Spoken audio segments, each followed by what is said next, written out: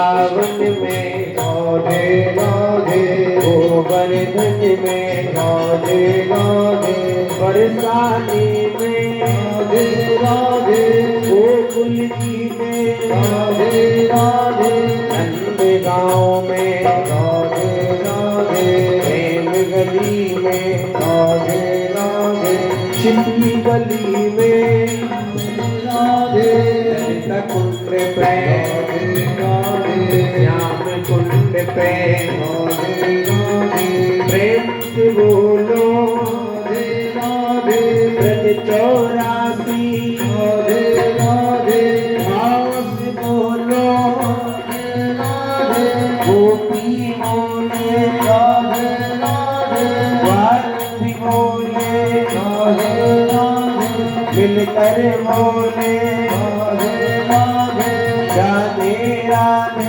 राधे राधे, राधे राधे राधे राधे, राधे राधे राधे राधे, राधे राधे राधे।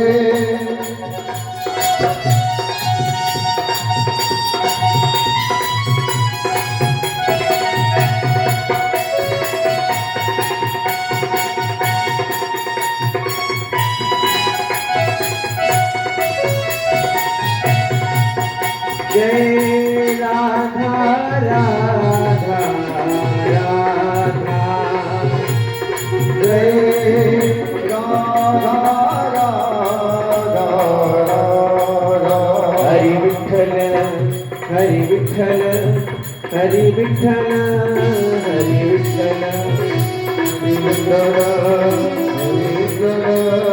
हरि विठ्ठल, हरि विठ्ठल, हरि विठ्ठल हरि विठ्ठल हरि विठ्ठल हरि विठ्ठल हरि विठ्ठल, हरि विठ्ठल, हरि विठ्ठल, हरि विठ्ठल, विठ्ठल विठ्ठल विठ्ठल विठ्ठल विठ्ठल विठ्ठल विठ्ठल विठ्ठल विठ्ठल विठ्ठल विठ्ठल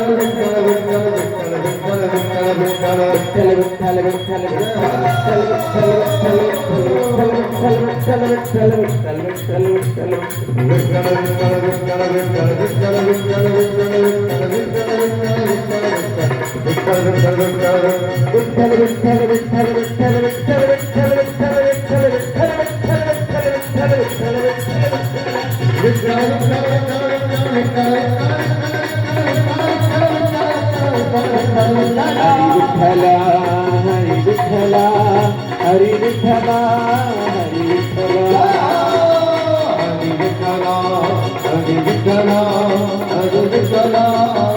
विठ्ठल, हरि विठ्ठल हरि विठ्ठल हरि विठ्ठल हरि विठ्ठल हरि विठ्ठल, हरि विठ्ठल, हरि विठ्ठल, हरि विठ्ठल हरि विठ्ठल हरि विठ्ठल हरि विठ्ठल हरि विठ्ठल, हरि विठ्ठल, हरि विठ्ठल, हरि विठ्ठल, हरि विठ्ठल हरि विठ्ठल हरि विठ्ठल हरि विठ्ठल, हरि विठ्ठल, हरि विठ्ठल, हरि विठ्ठल हरि विठ्ठल हरि विठ्ठल, हरि विठ्ठल,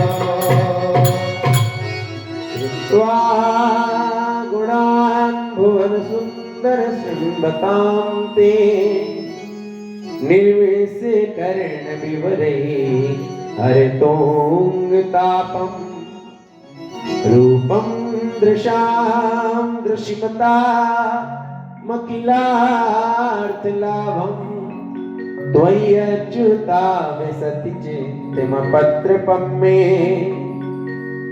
रुक्मिणी महारानी ने भगवान श्याम सुंदर को 7 श्लोकों का एक पत्र भेजा और उस पत्र में लिखा श्रुत्वा गुणान् भुवन सुंदर शृण्वतां ते। श्याम सुंदर, हमने आपके गुणों को सुना, आपकी गुणगान को सुन करके श्याम सुंदर हम आपसे प्रेम करने लगे। रुक्मिणी महारानी ने पत्र भेजा। मानो भगवान ने कहा, रुक्मिणी जी, यह सर्वथा उचित नहीं है, आप किसी के गुणों को सुनो और आप उससे प्रेम करने लग जाओ। हमने कहीं पर किसी को देखा, किसी के बारे में सुना, हम उसको अपनाने लगे, हम उससे प्रेम करने लगे।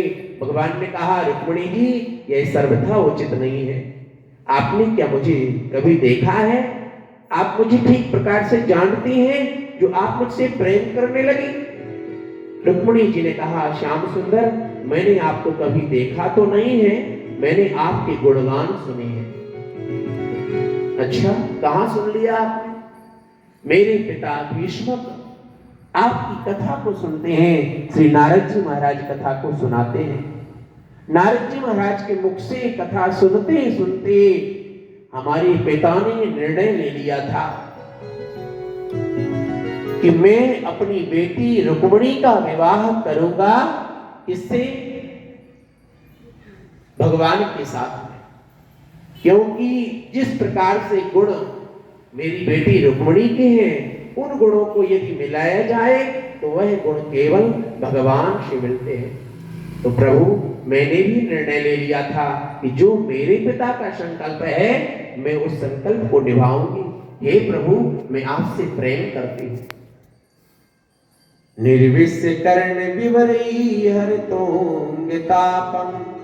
श्याम सुंदर, इस संसार के जो गुण हैं, संसार की जो बातें हैं, उन्हें सुनने से कई प्रकार के नुकसान भी हो सकते हैं, बहुत कुछ जा भी सकता है। लेकिन श्याम सुंदर, आपके जो गुणगान हैं, उनको सुनने से क्या होता है? निर्विश्य कर्ण विवरई हरितोंगतापम। प्रभु, जितने प्रकार के ताप हैं, कष्ट हैं संसार में, आपका केवल गुणगान सुन लिया जाए भावपूर्वक, प्रेम पूर्वक, तो सारे कष्ट चले जाते हैं। हरितोंगतापम, ऐसी महिमा है आपके गुणों की। श्याम सुंदर, मैंने वही गुण आपके सुनी है और उन गुणों को सुन करके मैं आपसे प्रेम करने लगी। भगवान ने कहा, देवी, किसी के गुण को सुन लिया जाए और किसी से प्रेम करने लग जाए, यह सब ठीक नहीं है। आजकल आप लोग देखते होंगे, सुनते होंगे, लोग इंस्टाग्राम, फेसबुक, व्हाट्सएप इत्यादि के माध्यम से एक दूसरे से जुड़ जाते हैं और विवाह करने को तैयार हो जाते हैं। माता पिता की कोई चिंता नहीं, किसी की कोई चिंता नहीं, घर वाले क्या कहेंगे, मोहल्ले वाले क्या कहेंगे, समाज क्या कहेगी, कुछ न देखते हुए, धर्म को न देखते हुए, नियम को न देखते हुए, केवल एक परिचय मात्र होने पर इंस्टाग्राम, फेसबुक, ट्विटर के माध्यम से लोग जुड़ करके जिन माता पिता ने जन्म दिया, जिनकी कृपा से आज हम पले बड़े हैं, आज हम बोलने की योग्य बने हैं, आज हम चलने की योग्य बने हैं, आज हम विवाह की योग्य बने हैं, उनसे हम परामर्श भी नहीं लेते, उनकी हम चिंता भी नहीं करते और हम विवाह करने के लिए तैयार हो जाते हैं। यह सर्वथा अनुचित है। आपका यह निर्णय ठीक नहीं है। यदि विवाह करना है तो विवाह करने का अधिकार माता पिता का है। उनके परामर्श से, उनकी आज्ञा से तभी विवाह करना चाहिए। यह विवाह संस्कार ये माता पिता के सानिध्य में होना चाहिए। कहते हैं, पिता अपनी बेटी की विदा करता है और पिता के आंसू विदा के समय बेटी के सिर पर गिर जाते हैं तो वह सौभाग्यवती का वरदान मिलता है। बेटी की विदा हो, पिता के आंसू न छलके, वो अमृत न झलके, तो क्या मतलब? माता पिता के जो आंसू बहते हैं वो आंसू नहीं, वो सौभाग्यवती का वरदान मिलता है। ये विदा है। उसको न करते हुए हम आधुनिक रीति से विवाह कर ले, अपनी मनमर्जी के चले, सर्वथा शास्त्रोचित नहीं है, अनुचित है।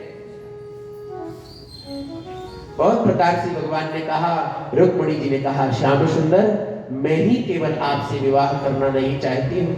मेरे पिता भीष्मक, मेरे अन्य 3 भाई, मेरी माँ, मेरे समस्त ग्रामवासी यही चाहते हैं कि जिस प्रकार से गुणवती मेरी रुक्मिणी है, उस प्रकार से गुणवान तो केवल भगवान है। उन सब का निर्णय है। देवी तो फिर पत्र क्यों आपको भेजना पड़ा? आपके पिता को बात करना चाहिए था, मेरे भैया दाऊ भैया से बात करते, मेरे बाबा वसुदेव जी से बात करते, आपको ये पत्र क्यों भेजना पड़ा मेरे पास में? रुक्मिणी जी ने कहा, श्याम सुंदर, बात ही कुछ ऐसी है, मेरे सब लोग चाहते हैं कि आपके साथ विवाह हो, लेकिन मेरा एक भाई है, मेरा भाई है जिसका नाम है रुक्मी, उसके संस्कार ठीक नहीं है, उसकी संगत ठीक नहीं है, उसकी संगत है जुआरियों की, जुआरियों के साथ में वो रहता है, पीने वाले शराब मदिरा पीने वालों की उसकी संगत है, उसकी संगत भी ठीक नहीं है, उसका कर्म भी ठीक नहीं है, दूसरों को कष्ट देकर के धन कमाना चाहता है। जैसी जिसकी संगत होती है श्याम सुंदर, वैसे ही लोग उसको पसंद आते हैं। तो जैसा मेरा भाई है रुक्मी, उसी प्रकार की संगत वाले हैं शिशुपाल।